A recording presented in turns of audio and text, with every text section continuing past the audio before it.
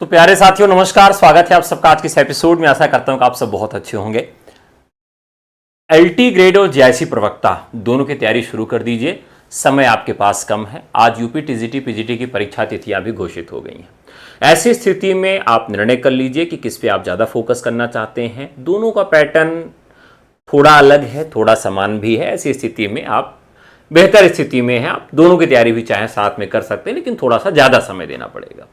आप जानते हैं कि विश्व में या भारत में कोई भी परीक्षा जहां पर प्री और मेंस होता है और मेंस डिस्क्रिप्टिव होता है, लिखित परीक्षा आयोजित करवाई जाती है। लघु उत्तरीय, अतिलघु उत्तरीय और विस्तृत उत्तरीय तरह के प्रश्न होते हैं। तो ऐसे में हमें प्री के साथ में ही मेंस की तैयारी करनी पड़ती है या मेंस की तैयारी हमें पहले करनी पड़ती है। तो ये कुछ कारण है जिसकी वजह से हम ये चाहते हैं कि अगर आप तैयारी शुरू कर रहे हैं या तैयारी करते हैं तो आपको मेंस की तैयारी भी साथ में करनी चाहिए। ठीक है।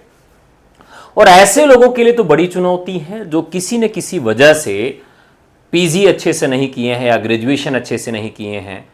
तो आपको अगर लिखने की आदत नहीं है तो एक चीज यह है कि लिखने की आदत बना लीजिए। प्रतिदिन आप 2 सवाल 4 सवाल धीरे धीरे सॉल्व करने का प्रयास करिए और महीने में एक दिन का टारगेट बना लीजिए कि 3 घंटे अकॉर्डिंग टू सिलेबस 3 घंटे बैठ के आप उतने शब्द लिख सकिए। तो ये तैयारी आपको पहले ही बनानी पड़ेगी, तब जाके कुछ काम हो पाएगा। क्योंकि अगर आपका प्री हो जाता और मेंस नहीं होगा तो फिर बहुत दिनों तक ये दर्द आपको, दुख आपको सताएगा कि आपने ऐसा क्यों किया अपने साथ, कि मेंस की तैयारी अच्छे से क्यों नहीं की थी। तो मेंस की तैयारी अच्छे से नहीं करनी है, प्री की तैयारी अच्छे से करनी है। और मेंस में आपको क्या करना है, केवल राइटिंग को ध्यान में रखना है कि हमें किस तरीके से याद करना है, किस तरह से पढ़ना है, किस तरह से लिखना है। ठीक है, तो चलिए शुरू करते हैं। आज का ये सवाल लेते हैं, आप सबके स्क्रीन पे दिखाई दे रहा है। आज का पहला सवाल है, काफी आसान सा सवाल है। सवाल क्या है, विद्यापति इनमें से किस रचना के आधार पर मैथिल कोकिल कहलाए। देखिए बहुत ही आसान सा सवाल है, लेकिन अब ये मेंस के मैथ प्रोस्पेक्टिव से भी सवाल देखा जाना चाहिए। सवाल आएगा कि विद्यापति मैथिल कोकिल क्यों कहे जाते थे,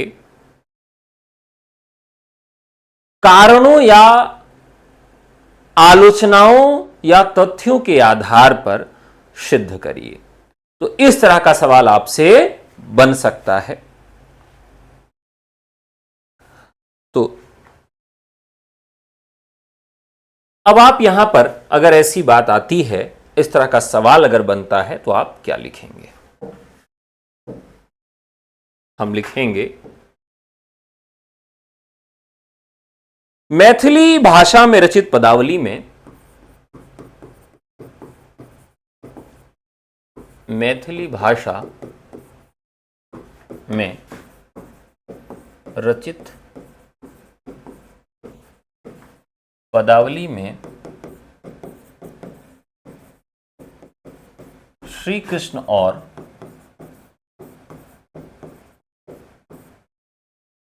और राधा के श्रृंगारिक प्रेम का वर्णन मिलता है। श्रृंगारिक प्रेम का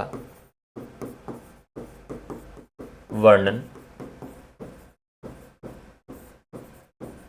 मिलता है। पदावली में विद्यापति ने जयदेव को आदर्श मानते हुए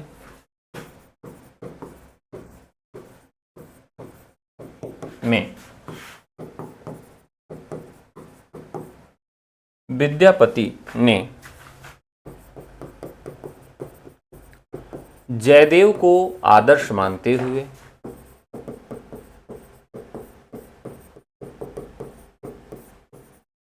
देखिए इसके पहले जो कृष्ण काव्य था और उस पर जो रचनाएं मिलती हैं हिंदी में, खासकर से जो जयदेव के यहां मिलती हैं, उन्हीं के समान संगीतपूर्ण कोमल काल पदावली में मानते हुए उन्हीं के अनुसार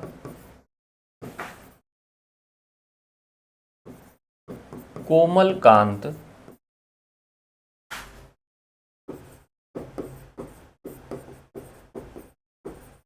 पदावली में श्रृंगारिक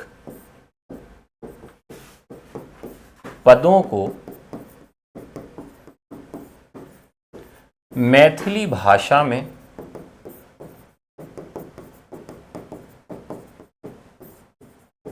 सजाया है। किस भाषा में सजाया है? तो मैथिली भाषा में सजाया है।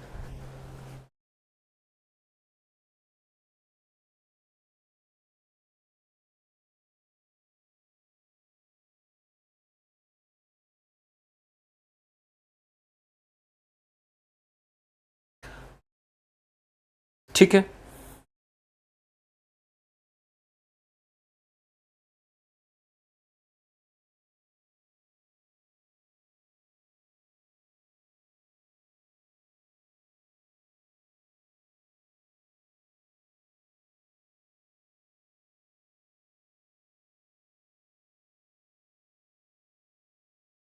तो एक तो इन्होंने इस भाषा को लिखा और उसमें भी श्रृंगारिक पदों को मैथिली भाषा में सजाया। तो पहली खास बात क्या है कि मैथिली में लिखा, और दूसरी खास बात क्या है कि उसे कोकिल के जैसे, कोकिल क्या करती है, उसी शब्द को बहुत ही मधुरता से स्पष्ट करती है, रखती है। तो इन्होंने कोमल कांत पदावली में श्रृंगारिक चेतना को मैथिली भाषा में सजाया है। ठीक है, अब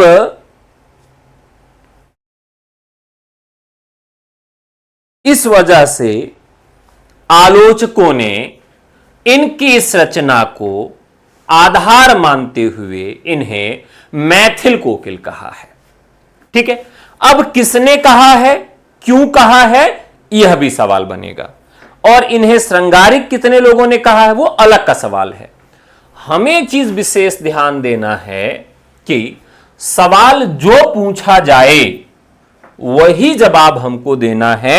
अगर हम थोड़ा सा हट जाएंगे जवाब से तब भी समस्या हो जाएगी। ठीक है, तो यह हमें विशेष ध्यान देना पड़ेगा कि जो पूछा गया है हम उसी को ही यहां बताएं। आगे सवाल लेते हैं, इनमें से किस कृति की रचना का आधार कठोपनिषद है? कठोपनिषद है। आसान सा सवाल है। अब यहां पर जो हमारे रचनाकार इसके जवाब में आएंगे, जिनका नाम है आत्मजयी कुंवर नारायण।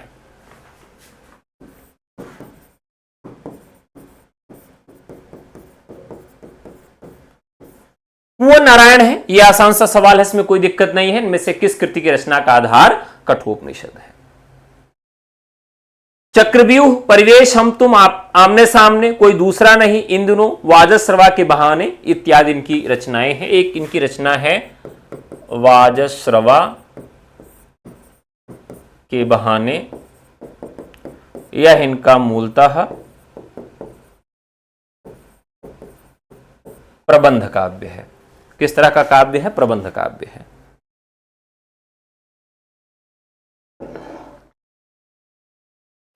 ठीक है, अगला प्रश्न है, मानव अथवा प्रकृति के सूक्ष्म किंतु व्यक्त सौंदर्य में आध्यात्मिक छाया का भान मेरे विचार से छायावाद की एक सर्वमान्य व्याख्या हो सकती है, यह कथन किसका है? सुमित्रानंदन पंत, डॉक्टर नगेंद्र, नंदुलाल वाजपेयी या नामवर सिंह? एक एक परिभाषा पर सवाल बनता है छायावाद से मुख्य परीक्षा के लिए।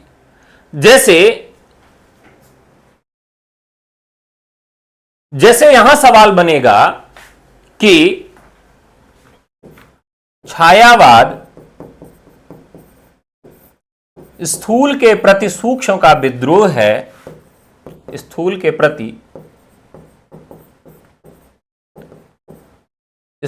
प्रति सूक्ष्म का विद्रोह है, स्पष्ट करिए। अब मेंस के पॉइंट ऑफ व्यू से यह सवाल बनेगा कि छायावाद स्थूल के प्रति सूक्ष्म का विद्रोह है, स्पष्ट करें।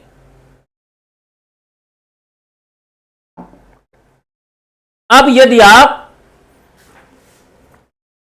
अब यहां पर इसका जब हम जवाब देंगे तो कितने खंडों में बांट के जवाब देंगे? पहला जवाब होगा छायावाद, पहला।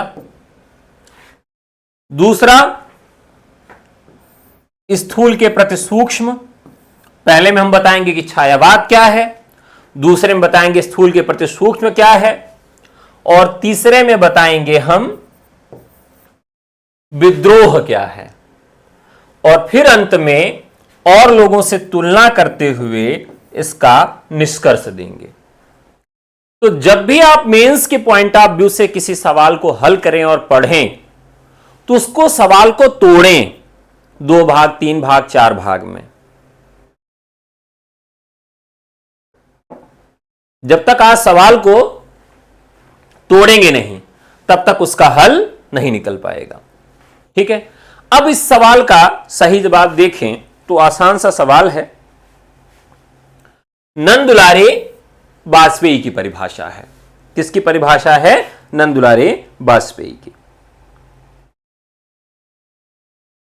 छायावाद उस राष्ट्रीय जागरण के व्यक्ति है जो एक और पुरानी कड़ियों से मुक्ति चाहता था, दूसरी ओर विदेशी पराधीनता से। अब यह जी सवाल आपसे पूछा जा सकता है, राष्ट्रीय जागरण और विदेशी पराधीनता से मुक्ति। पराधीनता, विदेशी पराधीनता से मुक्ति। अब यहां जो सवाल बनेगा, छायावाद को राष्ट्रीय जागरण के रूप में, कुछ आलोचकों ने छायावाद को राष्ट्रीय जागरण के रूप में दर्शाया है। अपनी राय लिखें, या छायावाद किस प्रकार से विदेशी पराधीनता से मुक्ति का स्वर रहा है, स्पष्ट करें। यानी अब हम इन सवालों के जवाब तब दे सकते हैं जब छायावाद की परिभाषा हमें मालूम होगी, छायावाद की प्रवृत्ति और छायावाद की विशेषता हमको मालूम होगी, तब जाके हम इनका जवाब दे पाएंगे कि राष्ट्रीय जागरण क्या है, विदेशी पराधीनता से मुक्ति क्या है। जब हम छायावाद की बात करते हैं तो यह दौर है 2 विश्व युद्धों के बीच का समय, यानी 1918 से 1936 के बीच का जो समय है, जहां ये 2 विश्व युद्धों के बीच का समय है, वहीं पर भारत में अंग्रेजों का राज था और अंग्रेजों को भारत वाले उनको हटाना चाहते थे, यानी स्वाधीनता की ओर उन्मुख थे। पराधीनता उनके लिए बहुत बड़ी जंजीर थी। तो किस प्रकार से छायावादी कवियों ने अपने काव्य में उस पराधीनता के स्वर को समाहित किया, यह आपके मेंस के पॉइंट ऑफ व्यू से सवाल बनेगा। ठीक है, लोगन कबित कीबो केल खरिजानो है, पंक्ति के रचयिता कौन है? आसान सा सवाल है, ठाकुर है। अब लेकिन यहां पर जो सवाल बनेगा कि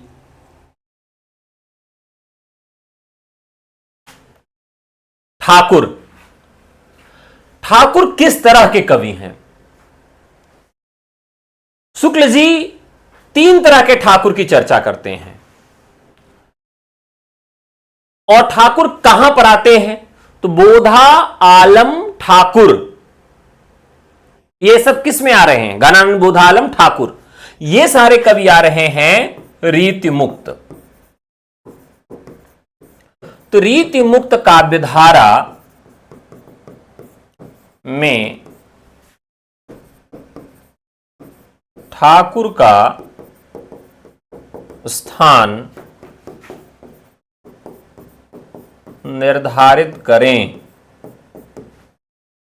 यानी जो धारा चली, इस धारा में ठाकुर का क्या स्थान है? रीतिमुक्त काव्य धारा में ठाकुर का स्थान निर्धारित करें।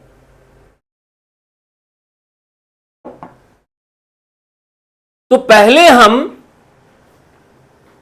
रीति मुक्ति धारा पर पूरी चर्चा करेंगे और फिर हम क्या करेंगे कि ठाकुर के विषय में चर्चा करेंगे। तो ये अगर इस तरह का सवाल बन जाए कि जैसे भक्तिकाल में बन जाए कि सगुण भक्ति काव्य में तुलसीदास का स्थान निर्धारित करिए, रीति सिद्ध काव्य धारा में बिहारी का स्थान निर्धारित करिए। यह प्रश्न बहुत खतरनाक है, क्योंकि आपको पूरी परंपरा की बात करनी होगी और परंपरा की बात करने के बाद उस व्यक्ति की बात करनी होगी और अपना मत देते हुए वह किस रैंक पर है, प्रवर्तक है या उस धारा को आगे बढ़ाने में अपना योगदान दे रहा है। अब जैसे हम रीति सिद्ध काव्य धारा में बिहारी का स्थान रखेंगे तो हम यह लिखेंगे कि निश्चित तौर पे यह कहा जा सकता है कि रीति सिद्ध काव्य धारा के बिहारी प्रवर्तक हो सकते हैं। लेकिन जब हम ठाकुर की बात करेंगे तो ठाकुर को हम यह नहीं कह सकते हैं कि रीति जो मुक्त धारा है उसके ये प्रवर्तक हैं, ऐसा हम वहां पर नहीं कह सकते हैं। यानी जब स्थान निर्धारित करने की बात आए तो इस तरह की बात आपको ध्यान में रखना है।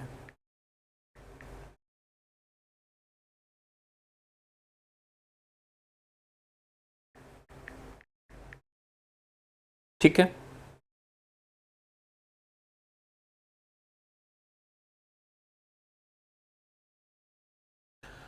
हां, रसखान आलम घरन ठाकुर बोधा रीति मुक्त धारा द्विजदेव, हां ठीक है। एक सवाल आया है कि प्रवृत्ति और विशेषता में क्या अंतर होता है। बहुत अच्छा सवाल है। प्रवृत्ति और विशेषता, प्रवृत्ति जो होती है यह, जैसे हम कहें कि मेरी क्या प्रवृत्ति है तो कहेंगे अरे यार इनकी प्रवृत्ति है ना, मतलब हमेशा यही कहते हैं कि लाइक करो लाइक करो लाइक करो ना। एक प्रवृत्ति होती, कहते यार इसकी प्रवृत्ति से मैं वाकिफ हूं, मैं इसकी प्रवृत्ति से वाकिफ हूं कि अगर ये रसगुल्ला देखेगा तो उधर से झुकता हुआ चला जाएगा। मैं इसकी प्रवृत्ति से वाकिफ हूं, किसके सामने से मिठाई लेके गुजर जाओ ये उसी तरफ झुकता चला जाएगा। मतलब जो प्रवृत्ति होती है, जो प्रवृत्ति होती है उसका काम क्या है, किसी चीज की एक सामान्य दिशा या झुकाव, सामान्य दिशा की ओर झुकाव। यानी बहुत सारी दिशाएं और दशाएं वहां हैं, लेकिन मेरी जो प्रवृत्ति है वो किसी एक चीज की है। अब ये क्या है, चीज का विशिष्ट गुण या लक्षण है।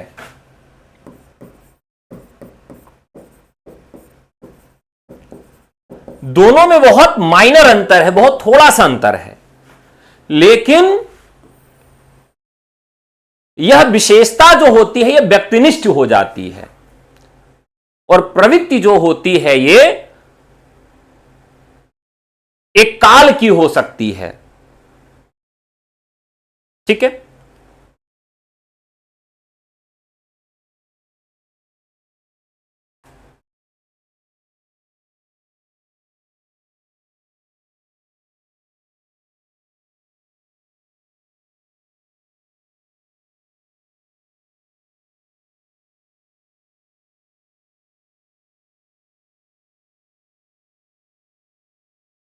चलिए और देखते हैं। एक और आसान से उदाहरण के द्वारा आपको प्रवृत्ति और विशेषता समझाते हैं।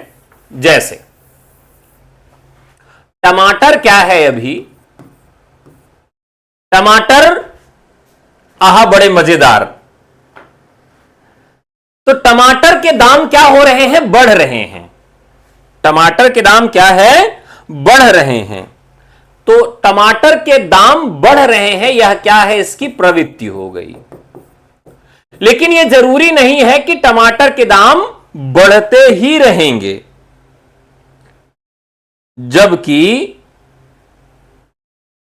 इसमें हो सकता है कि समय के अनुसार कुछ परिवर्तन हो जाए प्रवृत्ति में, लेकिन जो विशेषता है उसमें परिवर्तन संभव कम होता है। जैसे हम कह दें कि गुड़, अब गुड़ जो है उसकी जो विशेषता, जिसका गुण है वो मीठापन है, तो उसका मीठापन हमेशा ही रहेगा, इसमें परिवर्तन नहीं होगा। लेकिन टमाटर की प्रवृत्ति क्या है कि महंगा होता चला जा रहा है।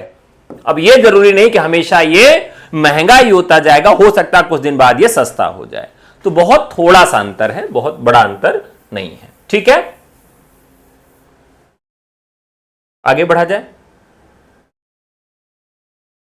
अगला सवाल, कवित कहयो दोहा कहयो तुलन छप्पय छंद और बिरचो यही विचारी के यह बखय रसकंद।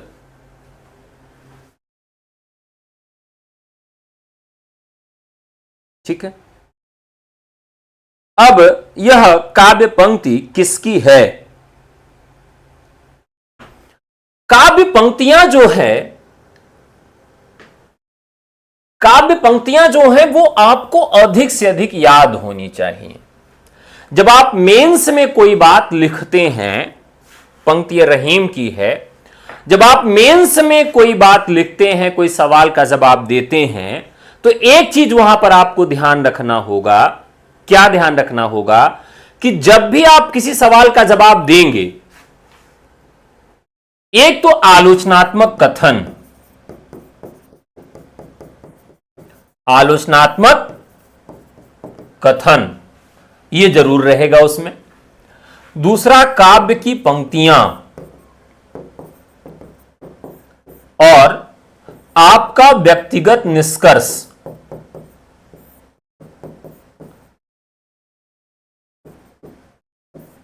आपका व्यक्तिगत निष्कर्ष, ये इतनी चीजें वहां पर होंगी, यानी आलोचनात्मक कथन होगा, काव्य की पंक्तियां होंगी और आपका व्यक्तिगत निष्कर्ष भी वहां पर होगा।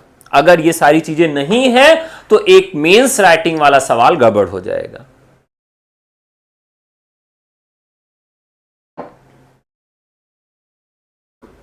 अगला आसान सा प्रश्न है, हिंदी के किस कवि को भारतीय आत्मा के नाम से जाना जाता है? तो माखनलाल चतुर्वेदी को। इनमें से कौन सा कवि अपने रचना काल के अंतिम दौर में प्रगतिवाद के भौतिक दर्शन के साथ साथ अरविंद दर्शन से भी प्रभावित हुआ? अब देखिए, छायावाद आपको मैं बार बार कह रहा हूं, कुछ लिखकर बताएं। ठीक है, बताता हूं। इनमें से कौन सा कवि अपने रचनाकाल के अंतिम दौर में, पहला प्रश्न मैंने लिख के ही बताया था, फिर से बता दे रहा हूं, अपने रचनाकाल के अंतिम दौर में प्रगतिवाद के भौतिक दर्शन के साथ साथ अरविंद दर्शन से प्रभावित हुआ? ठीक है, अब ये जो इसी को मान लीजिए कि हम सवाल बना लेते हैं। अब इसका जवाब मान लीजिए पंत हो गया, सुमित्रानंदन पंत। सवाल क्या बना? स्पष्ट करें कि पंत अपने रचनाकाल के अंतिम दौर में प्रगतिवाद के भौतिक दर्शन के साथ साथ अरविंद दर्शन से प्रभावित हुए थे। यह मान लीजिए सवाल बन गया। अब इसको हटा देते हैं। क्या बना? स्पष्ट करें कि पंत अपने रचनाकाल के अंतिम दौर में प्रगतिवाद के भौतिक दर्शन के साथ साथ अरविंद दर्शन से भी प्रभावित हुए थे। यहां तक आप सबको मालूम चल गया यह सवाल क्या बना है। अब हम उत्तर पर चलते हैं कि किस तरह से इसके उत्तर की अवस्थिति हम निर्धारित करेंगे। अब हम इसकी बॉडी बनाएंगे, इस सवाल की बॉडी बनाएंगे कि कितने पार्ट में इसको बांटेंगे। स्पष्ट करें कि यहां स्पष्ट करना है तो स्पष्ट तो हम शुरू में कर नहीं सकते, इसका मतलब स्पष्ट करने वाली बात सबसे अंत में आएगी, इसलिए इसको हम नंबर बाद में देंगे। पंत अपने रचनाकाल के अंतिम दौर में, अब अंतिम दौर में आए हैं तो यहां पर ये फर्स्ट बॉडी हो गई। रचना काल के अंतिम दौर में, ये इसकी फर्स्ट बॉडी हो गई। प्रगतिवाद के भौतिक दर्शन के साथ, अब प्रगतिवाद का जो भौतिक दर्शन है ये इसका सेकंड बॉडी हो गई, ठीक है। अरविंद दर्शन से प्रभावित हुए इसकी थर्ड बॉडी हो गई, ठीक है। अरविंद दर्शन से फिर फोर्थ बॉडी क्या हुई, प्रभावित हुई। अब सबसे अंतिम बॉडी क्या हो जाएगी, फिफ्थ, स्पष्ट करें। अब यहां पर सवाल में स्पष्ट करें सबसे पहले आया है, लेकिन हमारे जवाब में यह सबसे अंत में आएगा। हमारे जवाब में सबसे अंत में 5वें स्थान पे आएगा। पहले हम किसकी चर्चा करेंगे कि अपने रचनाकाल के अंतिम दौर में प्रगतिवाद, भौतिक दर्शन, अरविंद दर्शन प्रभावित हुए और फिर स्पष्ट करें, ठीक है। चलिए अब देखते हैं कि हम सबसे पहली जो हमारी बॉडी है छायावाद को लेकर वो क्या है। पहली बॉडी है अपने रचनाकाल के अंतिम दौर में प्रगतिवाद। अब हम यहां से अपने प्रश्न का लेखन शुरू करेंगे, ठीक है। अब देखिए यहां पर सबसे बड़ी समस्या क्या होती है कि हम सवाल का जब जवाब लिखने लगते हैं तो बहुत ज्यादा लिखने के चक्कर में जो महत्वपूर्ण चीजें हैं वो हमसे छूट जाती हैं। तो इसी चीज का हमें विशेष ध्यान रखना होगा कि जो विशेष चीजें हैं वो छूटने न पाए। चलिए लिखते हैं। तो एक बार फिर से सवाल देखें क्या है, रचनाकाल के अंतिम दौर में छायावाद 2 विश्व युद्धों के बीच का समय है। छायावाद के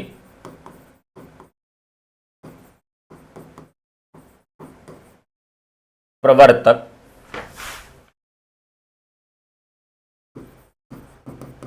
प्रसाद माने जाते हैं,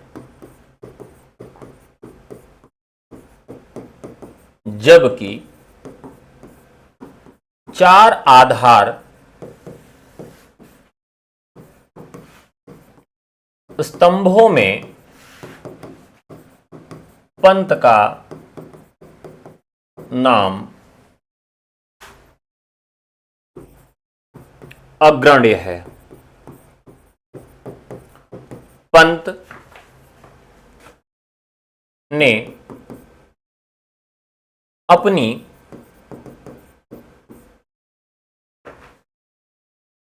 लेखन यात्रा के कई पड़ाव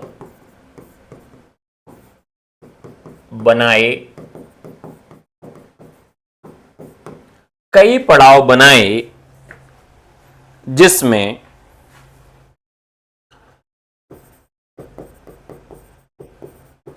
छायावादी रचनाएं, अब यहां कुछ छायावादी रचनाओं का उल्लेख करेंगे। छायावादी रचनाएं उच्छ्वास ग्रंथि वीणा आदि, उच्छ्वास ग्रंथि वीणा आदि हैं। अब दूसरा बताएंगे, अच्छा इसी में एक चीज और लिख देंगे, उच्छ्वास ग्रंथि वीणा आदि हैं।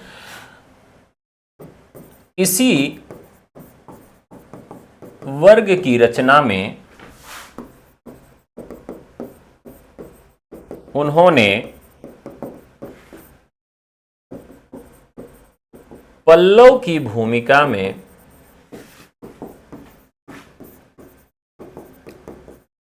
छायावाद को स्पष्ट किया। इसी वजह से इस रचना को छायावाद का घोषणा पत्र कहा जाता है, ठीक है। दूसरा,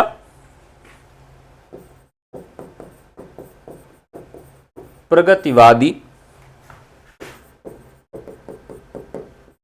रचनाएं। अब फिर से हम प्रश्न पे चलते हैं। प्रश्न में उन्होंने अंतिम दौर में प्रगतिवाद के भौतिक दर्शन के साथ साथ अरविंद दर्शन से प्रभावित हुए। अब यहां पर आ जाएंगे प्रगतिवादी रचनाएं। प्रगतिवादी रचनाओं में युगांत, युगवाणी और ग्राम्या। युगांत, युगवाणी और ग्राम्या आदि रचनाओं में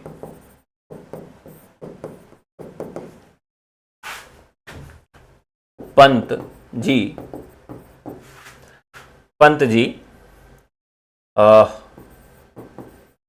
कार्ल मार्क्स के साम्यवादी विचारधारा से प्रभावित दिखाई दिए।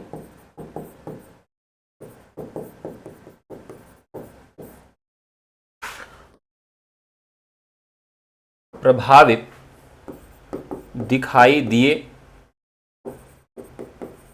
उनकी रचना। अब किसी एक रचना का और पंक्ति का उल्लेख करेंगे। उनकी रचना, ये फैक्ट हो जाएगा। अब उनकी एक रचना है, कौन सी रचना है? हां,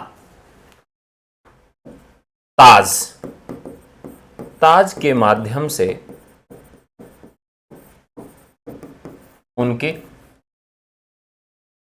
उनके क्या था? प्रगतिवादी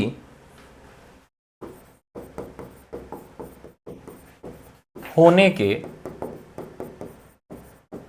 प्रमाण देखे जा सकते हैं।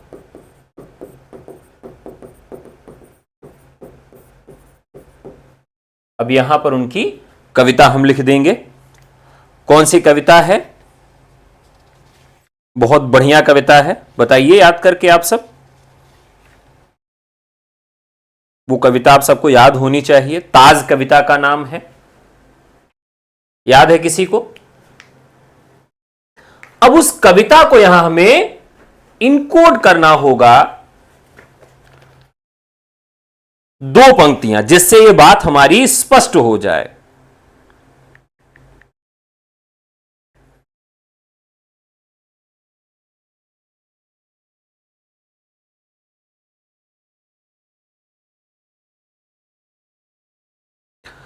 अब इसमें उन्होंने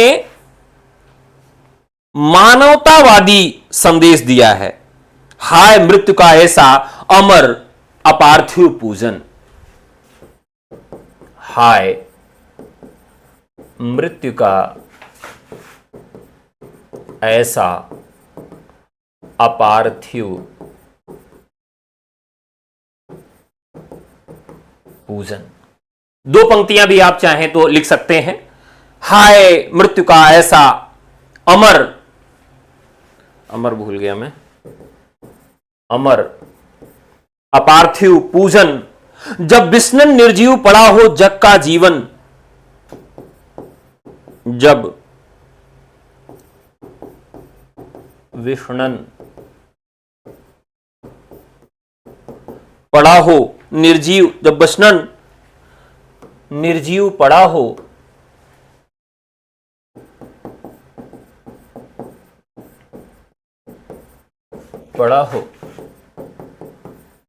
जग का जीवन। अब यहां हमने क्या कर दिया? एक पंत का कोटेशन डाल दिया, ठीक है। अब ये उनका स्पष्टीकरण हो गया कि किस प्रकार से वो, अब इसमें थोड़ा सा वर्णन कर देंगे कि 1936 में भारत में प्रगतिशील लेखक संघ की स्थापना हो चुकी थी। लेखक संघ की स्थापना हो चुकी थी। ताज कविता में पंत जी मजदूरों, असहायों को साम्यता दिलाने की और उस तात्कालिक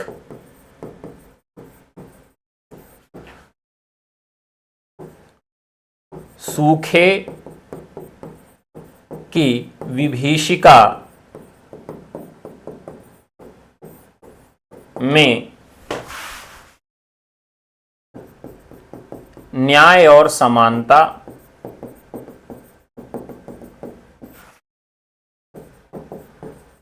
दिलाने की वकालत करते हैं। वकालत करते हैं जो क्या है? प्रगतिवाद। जो प्रगतिवाद के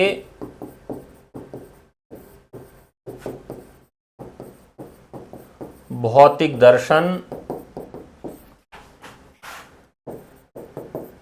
वर्ग संघर्ष की ओर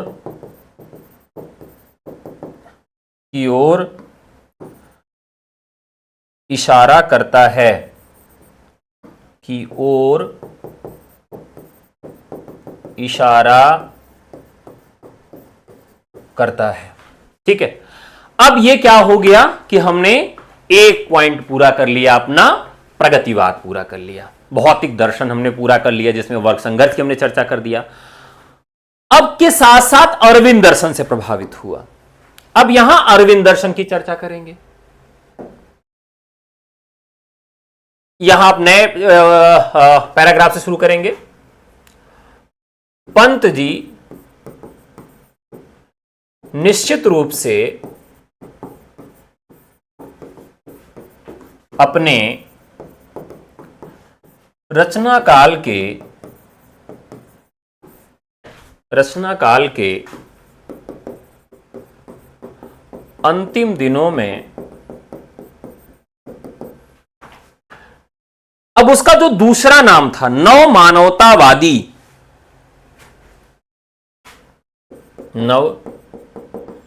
मानवतावादी या अरविंद दर्शन से प्रभावित होकर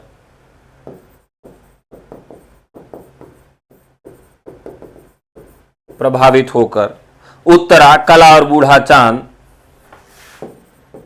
उत्तरा कला और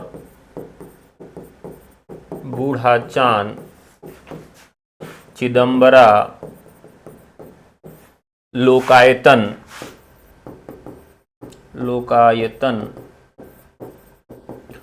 आदि कृतियों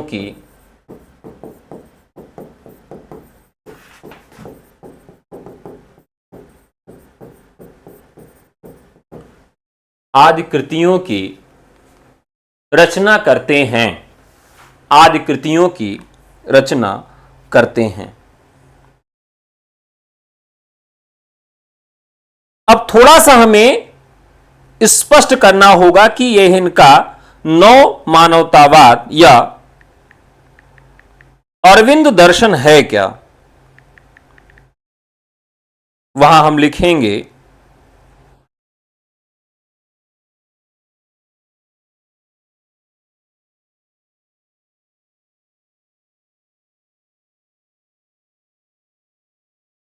ईश्वर और विश्व की एकता, मानव विकास का सिद्धांत,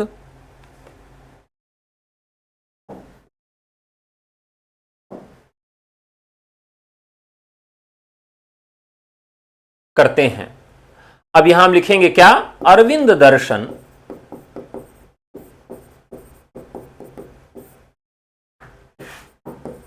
ईश्वर की एकता और मानव विकास, ईश्वर की एकता और मानव विकास के सिद्धांत पर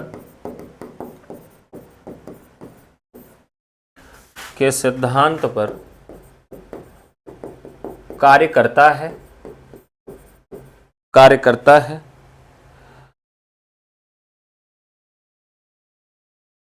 अरविंद जो दर्शन था, उन्होंने कहा कि अपने जीवन को अधिक उद्देश्यपूर्ण और सार्थक बनाया जाए। सिद्धांत पर कार्य करता है, यह जीवन को अधिक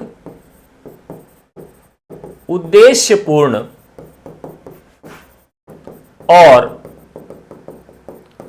सार्थक बनाने पर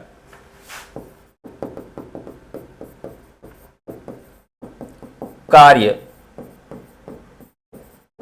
करता है।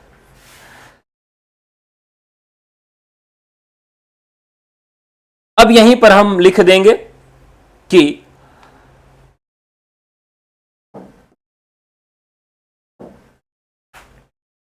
जिस प्रकार गांधी जी भी इस सिद्धांत के करीब नजर आते हैं,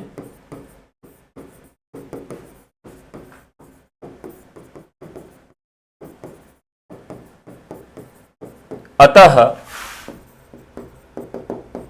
पंत ने लोकायतन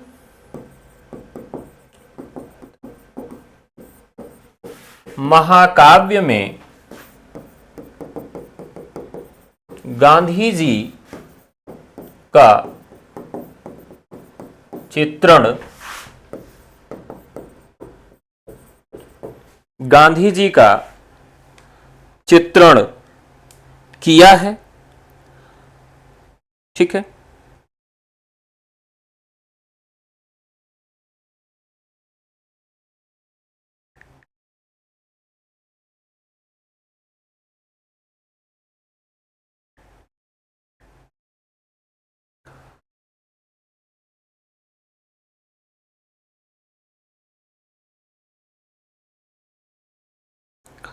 लोकायतन में उन्होंने जो चीजें लिखी हैं, अब यहां पर हम महाकाव्य के रूप में उन्होंने जो इसको स्पष्ट दिया है, विश्व मानवता गांधी जी भी दिखा रहे हैं, और अरविंद दर्शन में भी हमको विश्व मानवता देखने के लिए मिल रही है। तो इस तरीके से हम उन्हें देख सकते हैं। अब यहां उनके चाहे तो एक दो कविताएं भी हम उनकी कोट कर सकते हैं।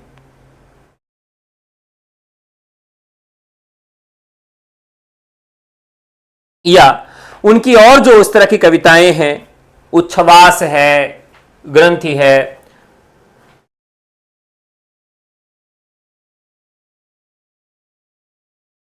ठीक है, ठीक है। अब आपने फिर क्या किया, लोकायतन के विषय में चर्चा किया, और अंत में फिर आप बता देंगे कि अतः इनकी रचनाओं के आधार पर हम ये कह सकते हैं कि पंत ने साहित्य में एक यात्रा तय की, जिसका पहला पड़ाव छायावाद से शुरू होकर अंतिम पड़ाव अरविंद दर्शन तक जाके रुक जाता है। तो हो गया, ये आपने स्पष्ट कर दिया, आपने पूरी बात रख दी। ठीक है, अब आप लोगों को लगभग समझ में आ गया होगा। इसके अलावा जो से चिदंबरम को पुरस्कार भी मिला था, यही कारण था।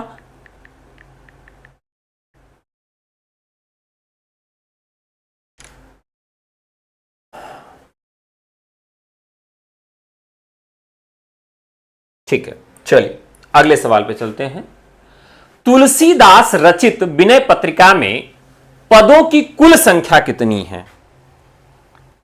अब देखिए, यहां पर तुलसीदास भी बहुत महत्वपूर्ण हो जाते हैं, और खास करके जो उनके पद हैं, उदाहरण भी उनके पदों के याद रखने हैं कि किस रचना में क्या मिलता है, यह भी हमें याद रखना है। भक्तिकाल में सगुण काव्य में अगर तुलसीदास का स्थान निर्धारित करने के लिए कहा जाए तो एक बढ़िया सा सवाल उन पर बन जाएगा। ठीक है, जैसे यहां सवाल बन सकता है कि क्या बनेगा, सवाल बनेगा सगुण काव्य परंपरा में तुलसीदास के राम को व्याख्यायित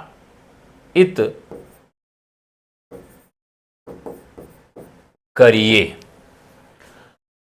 अब एक सवाल यहां पर जरूर बनता है, चाहे वो सवाल बने कबीर के राम पर, कबीर के राम, या फिर सवाल बने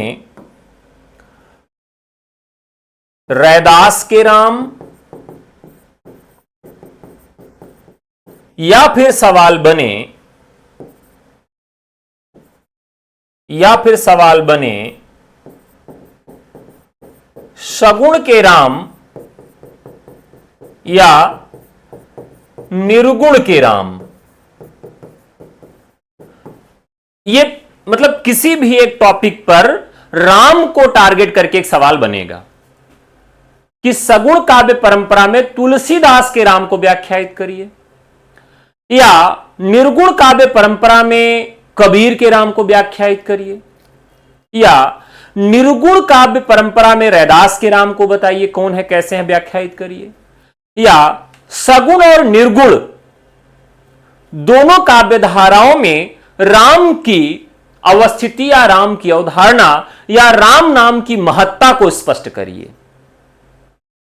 यानी सगुण के राम में राम की क्या महत्ता है और निर्गुण के राम में राम की क्या महत्ता है, दोनों जगह पर राम की क्या महत्ता है, राम की अवस्थिति क्या है, इससे सवाल बनेगा। मतलब एक सवाल तो श्योर एंड सर्टेन है कि सगुण निर्गुण इन दोनों को मिलाकर और राम को लेकर सवाल बनेगा ही बनेगा। इसी तरीके से एक सवाल अगर हम सगुण निर्गुण में देखें तो जो बनेगा वो कहां से बनेगा, सूरदास के यहां बनेगा कि सूरदास के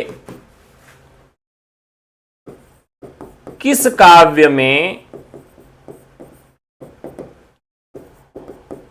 सगुण निर्गुण का द्वंद्व दिखाते हुए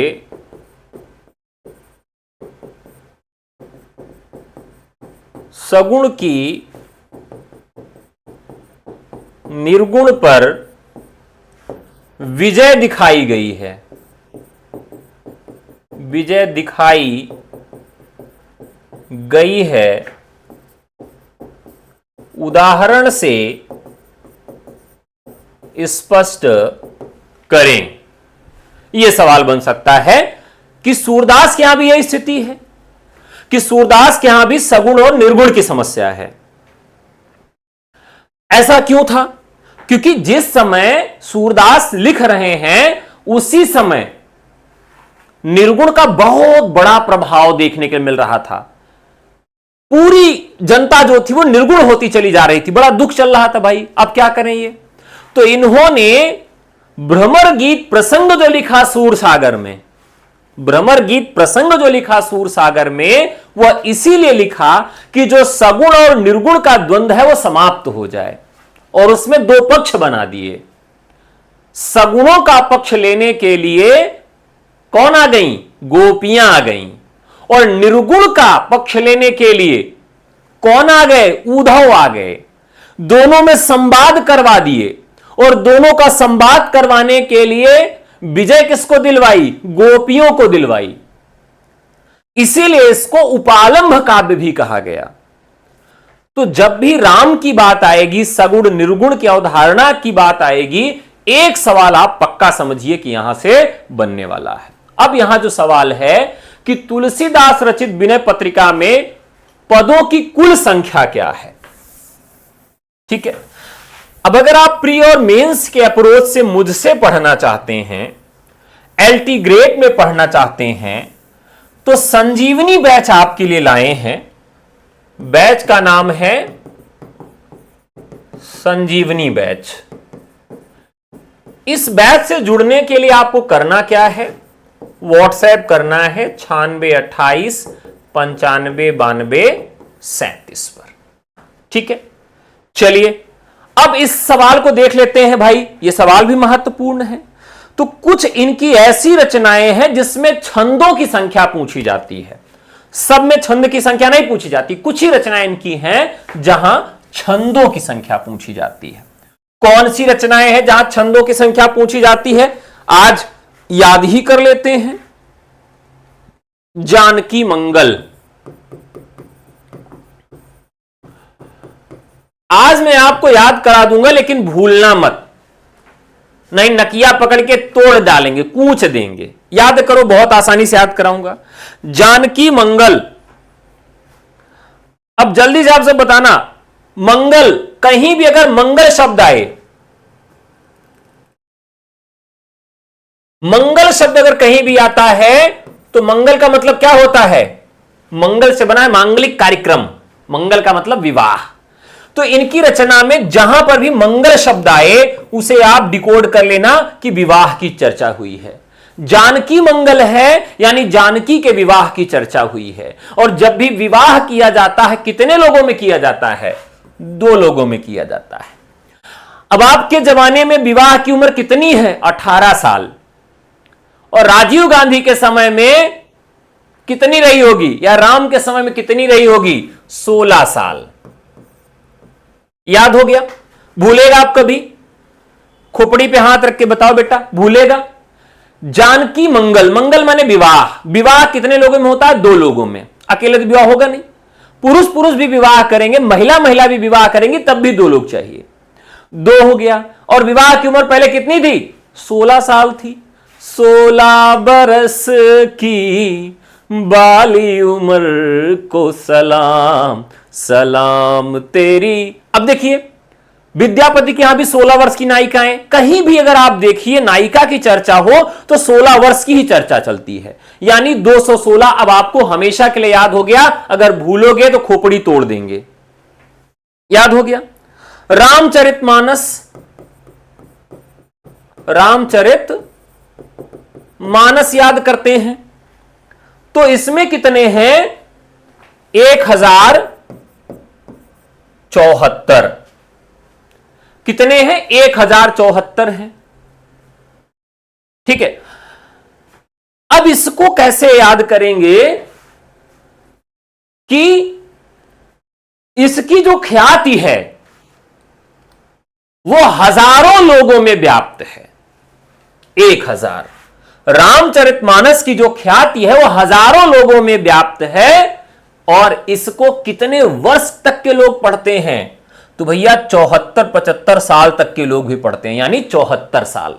तो आपको यही याद करना है कि हजारों लोगों में ये व्याप्त है। और 74 साल का बुढ़ा भी अगर पढ़ना है, बूढ़े को भी पढ़ना है, तब भी वो पढ़ता है, यानी 1074।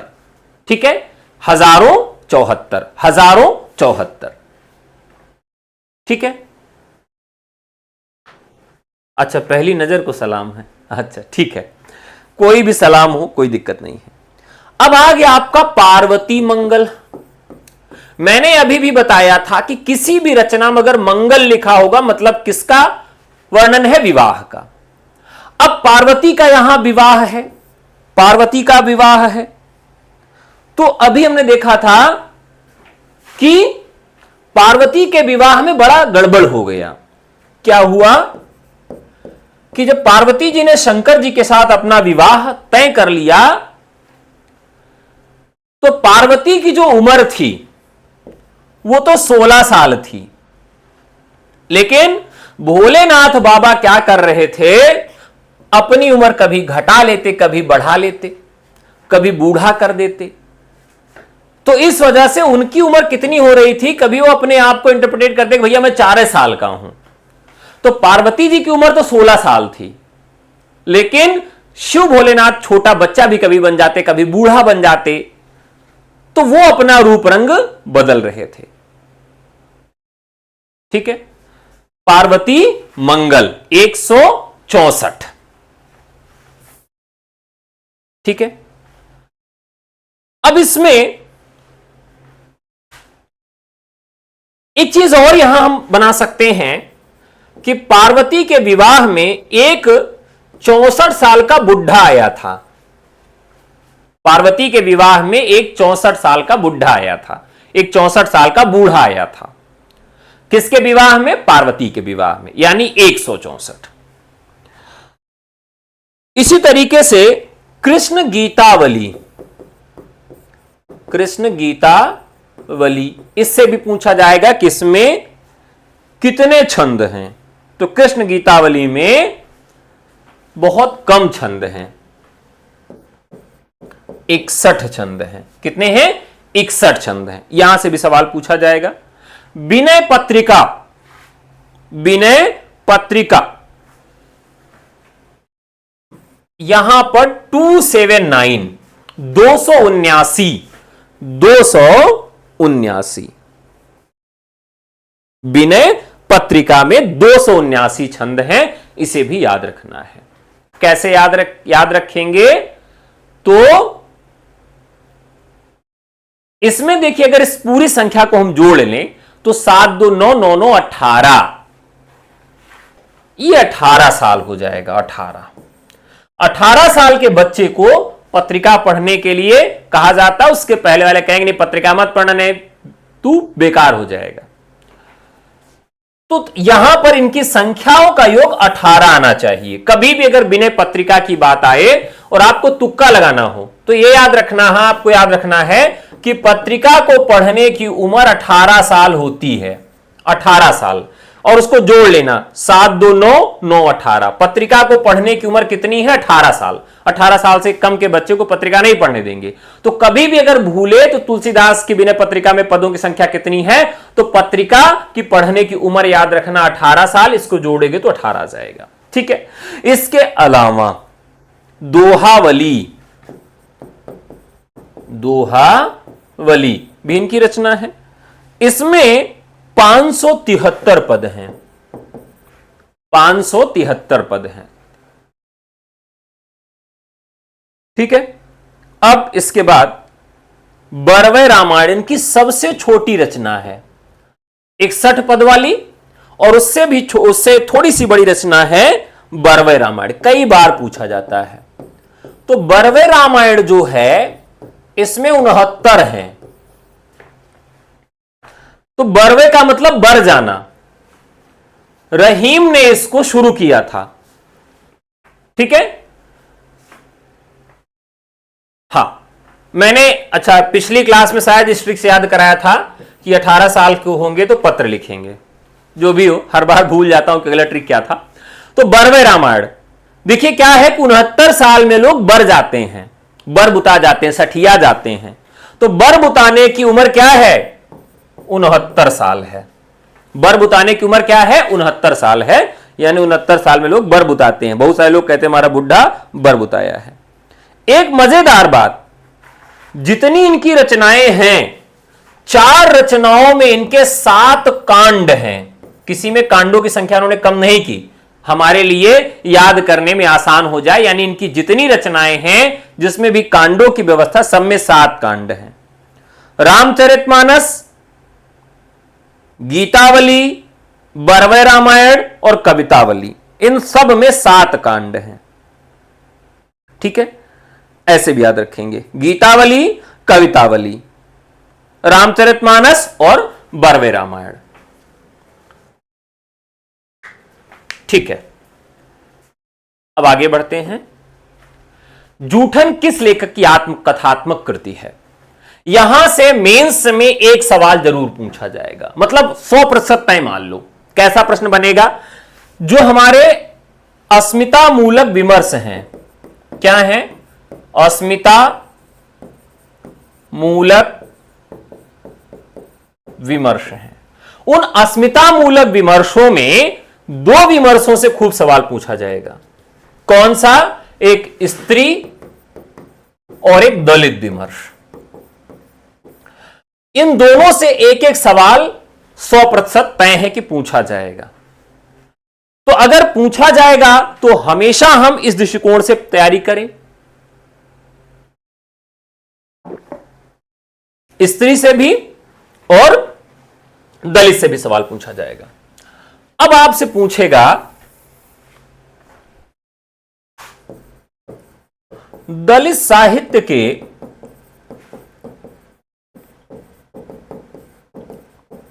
सौंदर्य शास्त्र, दलित साहित्य सौंदर्य शास्त्र के आधार पर जूठन आत्मकथा का मूल्यांकन करें। अब जितने भी अस्मितामूलक विमर्श हैं, इन सभी अस्मितामूलक विमर्शों में एक चीज आपको ध्यान रखनी है कि इनकी जो वैचारिकी है यह आपको मालूम होना चाहिए, इनकी विशेषता मालूम होनी चाहिए, जिससे आप उस रचना को उस रचना के आधार पर कर सकें।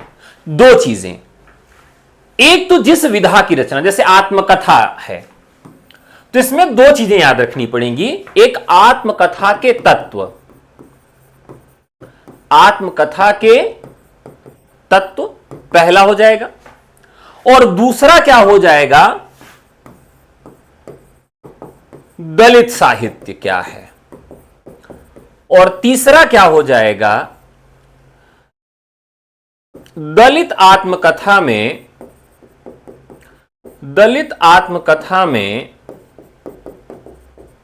जूठन। अब इसको हम इतने भागों में बांटकर इसका अध्ययन करेंगे। यानी आत्मकथा के तत्व क्या हैं, उन आत्मकथा के तत्वों में दलित साहित्य क्या है, यानी आत्मकथा क्या है, उसके तत्व क्या है, दलित साहित्य क्या है, और दलित साहित्य में वह आत्मकथा जूठन क्या है। इस तरीके से हम इसको यहां पर रखेंगे। तो यह बहुत ही मजेदार सवाल बनेगा। चलिए आगे बढ़ते हैं। तो जूठन तो आप जान ही गए हैं, ओम प्रकाश वाल्मीकि। इनमें गौतम बुद्ध के आख्यान पर आधारित नाटक कौन सा है? अब आप जानते हैं कि कुछ ही नाटक लिख के बहुत ही प्रसिद्ध हो गए। कौन कौन सा? आषाढ़ का एक दिन, लहरों के राजहंस, और ये जो बहुत महत्वपूर्ण है, आषाढ़ का एक दिन, लहरों के राजहंस, आधे अधूरे।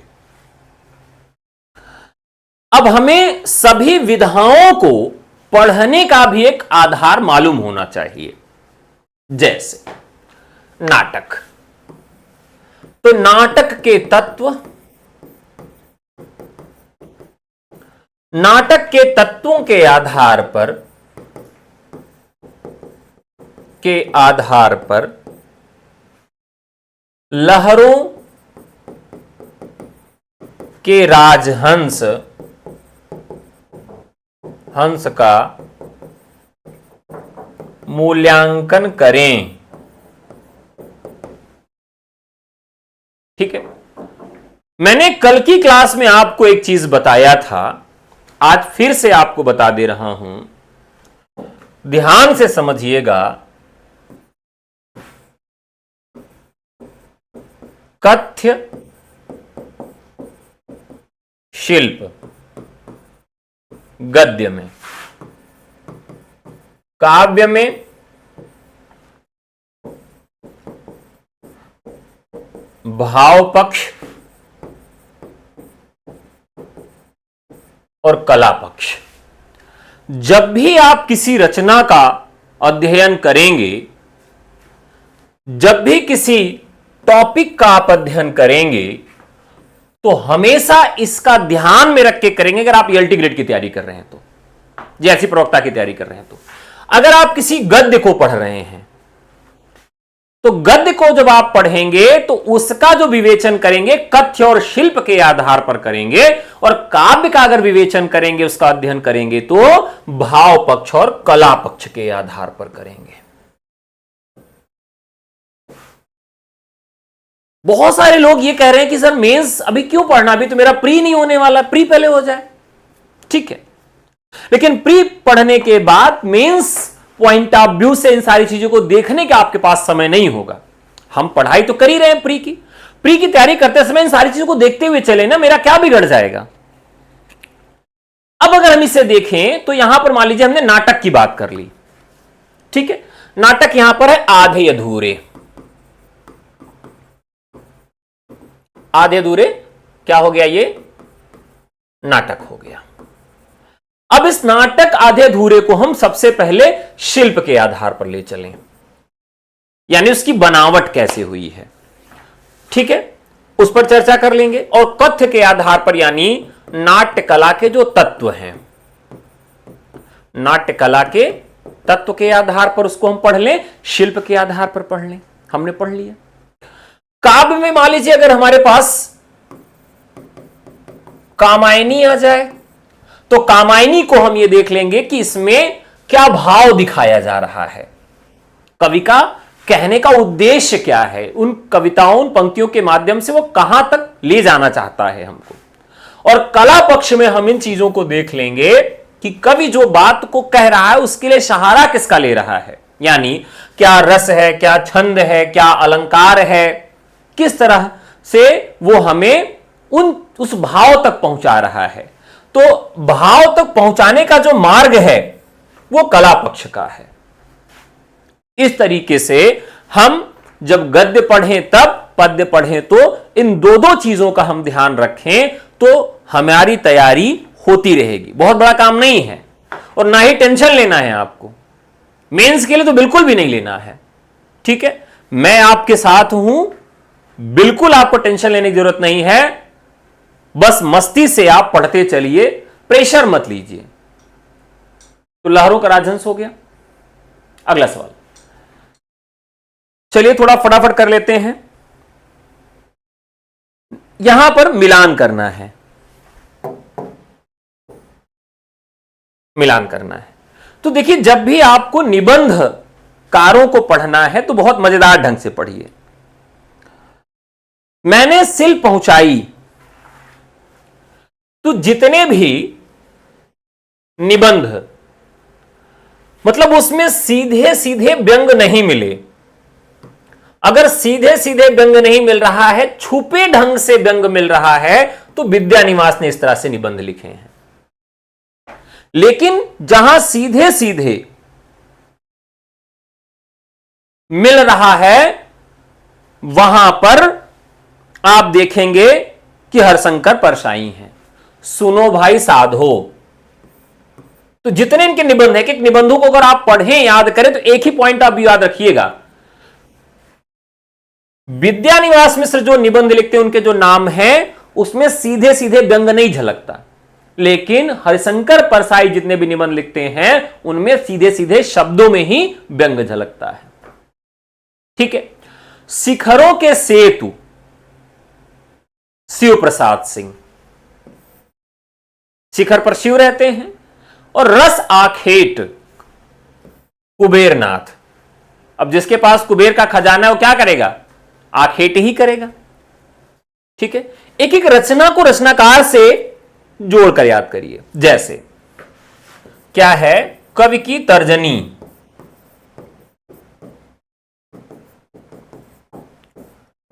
एक रचना है, एक निबंध है, किसकी रचना है, कवि की तर्जनी। अब ये बहुत आसानी से याद हो जाएगा। दरअसल कुबेर के पास बहुत सारी धन संपदा है, बहुत सारे स्वर्ण मुद्राएं हैं, स्वर्ण के आभूषण हैं। और स्वर्ण के आभूषण कहां पहने जाते हैं, तर्जनी उंगली में पहने जाते हैं। कौन पहनता है, कवि पहनता है। तो इस तरीके से इसको हम याद रख सकते हैं। रक्षाबंधन कहानी के लेखक कौन है, तो विश्वंभरनाथ शर्मा कौशिक हैं। हजारी प्रसाद द्विवेदी किस धारा के उपन्यासकार हैं, प्रयोगवादी, प्रगतिवादी, सामाजिक, सांस्कृतिक। तो यह सांस्कृतिक मिथकीय परंपरा। ठीक है, परीक्षा गुरु उपन्यास का प्रथम प्रकाशन कब हुआ, 1882। निष्कवच उपन्यास की लेखिका कौन है, राजी सेठ। बहुत महत्वपूर्ण है ये। लोग हैं लागे कवित बनावत, मोह तो मेरे कवित बनावत, काव्य पंक्तियां किस कवि द्वारा रचित है? यह भी बहुत आसान सा सवाल है। राइट आंसर हो जाएगा घनानंद।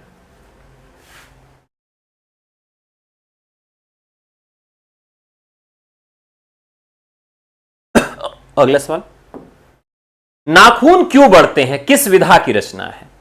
अब अगर हम ऑब्जेक्टिव में देखें,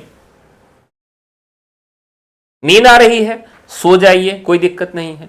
हां, मुझे यह लग रहा है कि आप सबको थोड़ी सी प्रॉब्लम हो रही है 10 बजे वाली क्लास में।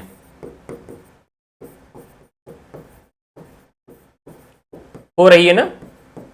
जो पब्लिक क्लास 10 बजे से जाती है उसमें थोड़ी सी प्रॉब्लम आ रही है। तो मैं भी इस पे विचार कर रहा हूं कि समय इसका थोड़ा सा चेंज कर दूं। मैं सोच रहा हूं कि 8 बजे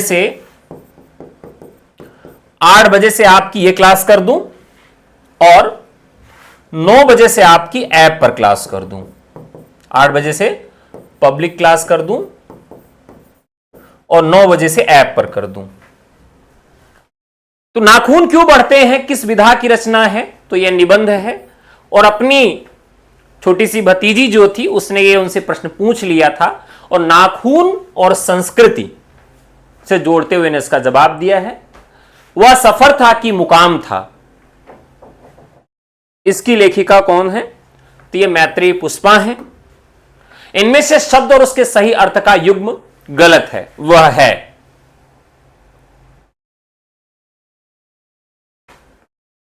यहां पर क्या है? युष्य यानी युद्ध करने का जो इच्छुक है, सही है। मुमुक्ष मोक्ष प्राप्ति का अभिलाषी, सही है।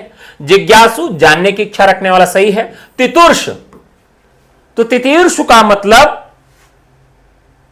तैरने की इच्छा रखने वाला होता है। तो यह डी ऑप्शन आपका सही है।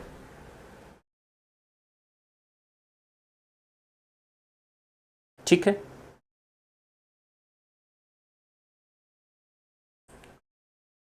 आंख का अंधा गांठ का पूरा लोकोक्ति का उपयुक्त अर्थ क्या है? मूर्ख किंतु धनी। स्वधर्म शब्द का विलोम क्या होगा? परधर्म। इनमें से अशुद्ध वाक्य कौन सा है? कल, आज और कल अवकाश रहेगा। आज मौसम अच्छा है, ठीक है। अब परीक्षा होने वाली है, ठीक है। मैंने पत्र भेज दिया, सही है। कल, आज, कल अवकाश रहेगा। कल, आज और परसों अवकाश होगा। कल, आज और परसों।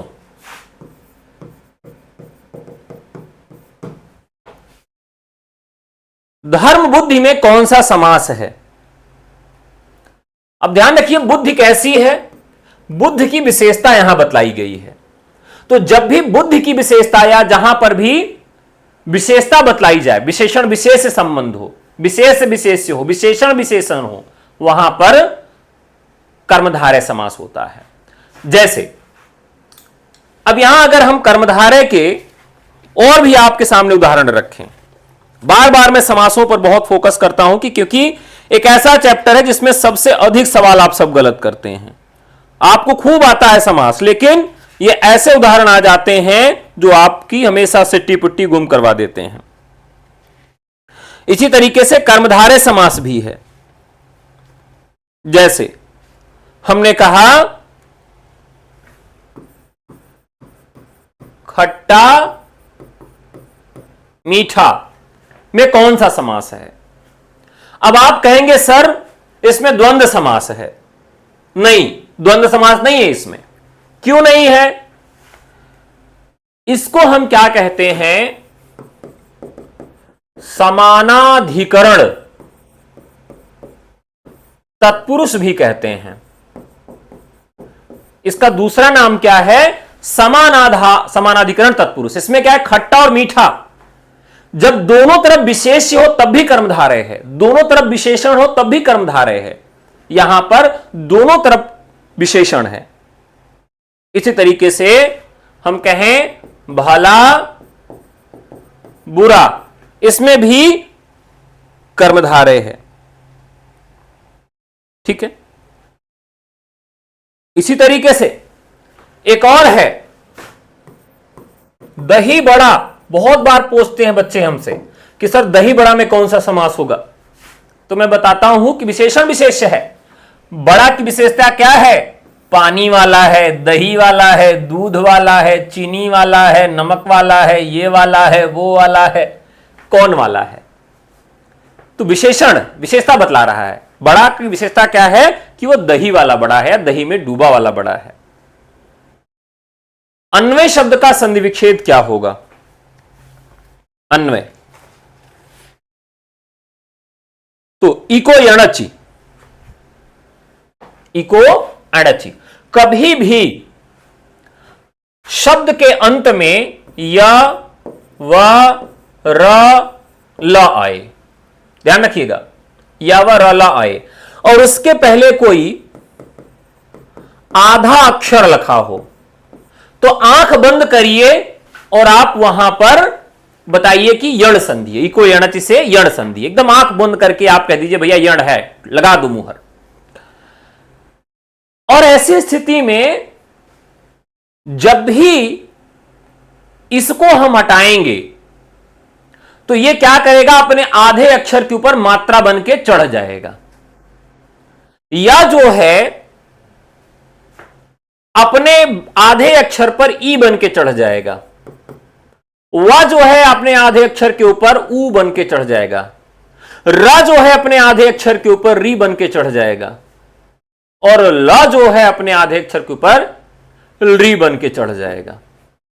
यानी ई ऊ रील री या व र ल। जब हम संस्कृत साहित्य की बात करते हैं, संस्कृत व्याकरण की बात करते हैं, तो वहां अर्ध स्वरों की संख्या 4 होती है। वहां पर अर्ध स्वर कितने हैं? अर्ध स्वर वहां पर 4 हैं। लेकिन जब हम हिंदी व्याकरण की बात करते हैं तो हिंदी व्याकरण में अर्ध स्वरों की संख्या यानी हिंदी में केवल 2 होती है, या और व। तो ये अर्ध स्वर हैं, यानी इनके बराबर जो स्वर हैं उसी को हम रख देते हैं। तो या किस स्वर के जैसे लगता है? ई के जैसे, व ऊ के जैसे, र री के जैसे, ल री के जैसे। तो इस तरीके से अगर हम यहां पर आधा अक्षर व देख रहे हैं फिर न देख रहे हैं तो व को हटाएंगे तो क्या रखेंगे? ऊ रखेंगे, यानी अनुधन। अब यहां अगर हम व को हटा दिए तो इसके स्थान पर क्या बचा? अ बचा। अब इसको हम क्या कहते हैं कि इसको जब भी आप संधि सॉल्व करें, संधि का वर्ण विच्छेद करना आप जान जाए तो वर्ण विच्छेद करें। अ न व अ य अ। अब जितने व्यंजन है सबके नीचे हलन लगा दें। अब हमने यहां से निकाला बीचों बीच से व है, व को हमने बदला किसमें? व बदल गया ऊ में। अब जब व ऊ में बदला तो हमारे पास अ तो बचा ही है, तो हमने लिखा अ और नु, अनु। अब हमारे पास क्या बचा है? हमारे पास अ बचा है, योर या और अ बचा। तीनों को इकट्ठा कर दें, अनुधन अय, यही बचा। अब बहुत सारे लोग के कंफ्यूजन में रहता है कि अनुधन वय क्यों नहीं होगा, अनुधन ऐ ही क्यों होगा। इसका कारण यही है कि जब हम यहां पर वर्णों को अलग अलग करते हैं तो देखिए अ न व अ व, हमने व को हटाया, व के स्थान पे हमको क्या मिला? ऊ मिला। ऊ की मात्रा कहां चढ़ाई? ना पे चढ़ाई। अब व को हटाए तो इसके स्थान पर क्या बाकी रह गया? क्योंकि व में अ लगा था, अ को नीचे उतार लिए और या और अ को इकट्ठा किए, अय हो गया। और यहां पर अनुधन अय हमारा सही हो गया। जब मैं आपको संधि पढ़ाता हूं तो संस्कृत माध्यम से संधि पढ़ाता हूं और इसकी गारंटी लेता हूं कि भैया अगर आपको संधि पढ़ा दूंगा तो कोई भी कठिन से सरल सवाल आए 30 सेकंड में आप सवाल को नहीं सॉल्व कर पाते तो मेरी गलती है।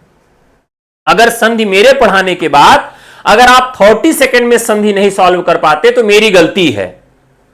आप सॉल्व कर लेते तो आपकी महानता है। इसमें से गलत वर्तनी का शब्द है, गलत वर्तनी का शब्द है। तो आधीन, ज्योत्सना, अहर्निश, अनुग्रहित सबसे अधिक पूछा जाता है। अधीनता शब्द बनता है, अधीन शब्द होता है, यह गलत है। ठीक है, तो जुड़िए अगर आप जुड़ना चाहते हैं एलटी के बैच से। व्हाट्सएप केवल करना है 9628 95 92 37 पर।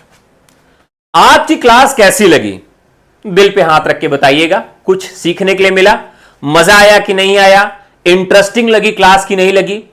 हां, अगर कोई कमी भी है तो वो भी बिना किसी भी शर्म के, लाज के, हया के कह दीजिए। बुरा पढ़ा रहा हूं वो भी लिख के जाइए कि सर, लेकिन यह जरूर ध्यान रखिएगा कि क्या बुरा पढ़ा रहा हूं, क्या गलत पढ़ा रहा हूं, क्या चेंज ला सकता हूं, यह जरूर आप लिखिए। यह मत कहिए कि आप बहुत बेकार पढ़ाते हैं, तब मुझे दुख होगा। यह जरूर लिखिए कि क्या बुरा पढ़ा रहा हूं। ये अगर आप लिख के जाएंगे तो मुझे बहुत खुशी होगी कि वास्तव में आप सही ऑब्जर्वेशन करते हैं। ठीक है, तो आज के लिए इतना ही। फिर आपसे मुलाकात करते हैं कल। तब तक के लिए नमस्कार, जय हिंद, धन्यवाद।